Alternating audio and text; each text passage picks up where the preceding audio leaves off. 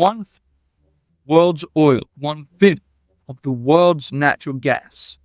All of it funneled through a gap of water just 50 kilometers wide at its narrowest. And for the third time this year, Iran has just announced it's closing it again. Welcome to the Strait of Hormuz. And whether or not a single ship is actually stopped, saying those words is enough to move oil markets, spike insurance premiums, and rattle foreign governments on the other side of the world. That's right. We are back with yet another episode of On the Map. It's my new series where we explain what's actually happening on the map behind the headline. Here's why this little stretch of water has this much power. The Persian Gulf is pretty much a sealed route. Saudi Arabia, Kuwait, Iraq, Qatar, the UAE, some of the highest oil-producing nations on Earth are wedged around here. And there is just one door on the way out, stretched between Iranian and Omani waters. At its tightest point, it is around 36 miles, or about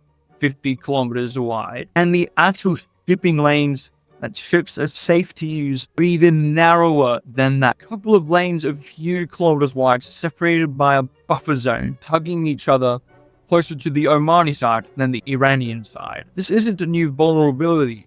Iran has threatened to close this exact strait during every period of tension with the West, going back to the 1980s tanker war, when the US Navy first started escorting oil tankers through these waters. The geography hasn't changed in over 40 years. What's changed is how often Iran is now willing to actually act on threat. So here's where we actually are now. In February 2026, the US and Israel launched coordinated airstrikes on Iran, killing its supreme leader in the process. Iran's response wasn't just missiles. It was the entire strait.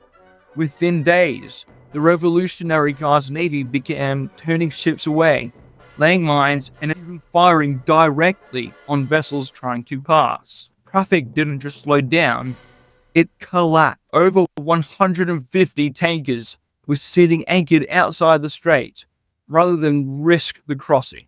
And roughly 2,000 ships and 20,000 mariners were stranded in the Gulf. War risk insurance premiums jumped from a fraction of a percent to several times that, adding hundreds, thousands of dollars to the cost of insuring a single large tanker for one trip through these few kilometers of water. Then in June, the US and Iran signed a memorandum of understanding meant to end the war. Part of the deal was explicitly reopening the strait, toll-free, for at least 60 days. Traffic started to recover, and then within days, Iran announced it was closing the strait yet again, citing continued Israeli strikes in Lebanon as a ceasefire violation. Ship counts crossing the strait fell by more than half in a single day, and a growing number of vessels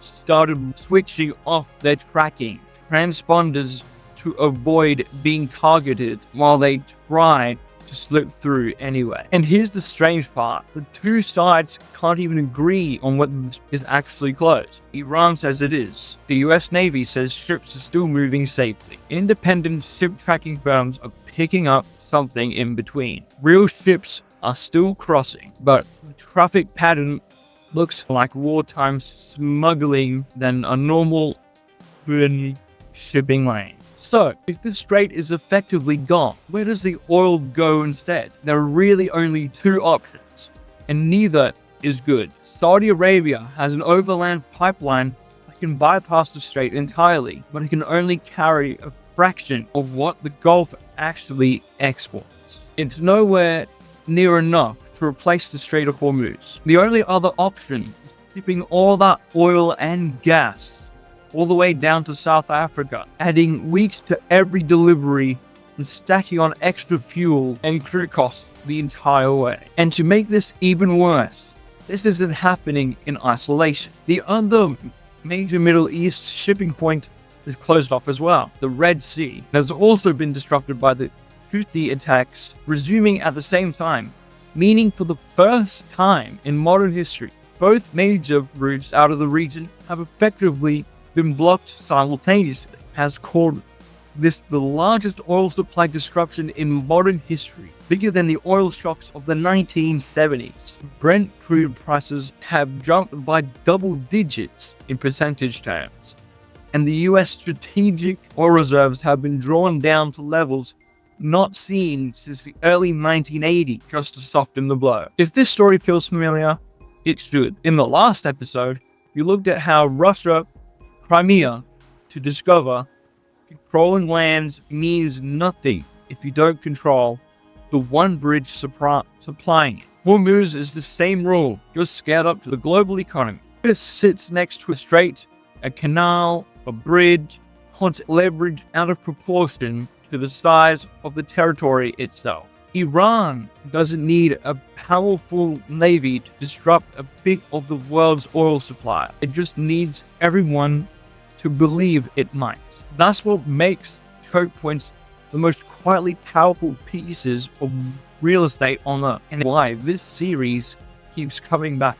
And that's it for today's episode of On the Map. Next week, we're watching another fault line already moving. Subscribe if you want the map before the headline makes sense. If you want the last episode of On the Map, click here. The videos are waiting for you, and I'll see you there.